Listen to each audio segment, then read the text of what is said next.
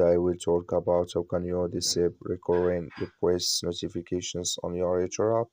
We go to figure out the solution or know how you can do that on your app. So you just follow this way, then it's going to work with you. All you have to do, you just go here above this sign, click on it. So then it's going to show for you a list like this here. Then all you have to do now, you just click here on settings, click on it here. So then it's going to take you to this list here. You click on notifications. Then it's going to take you to next here. It's going to show for you like this. You click here and deposit and withdrawals here. Just click on it. Come here to recurrent deposits. Click in this sign or this color. Like you see color, it's gone. That's mean it's disabled with us now.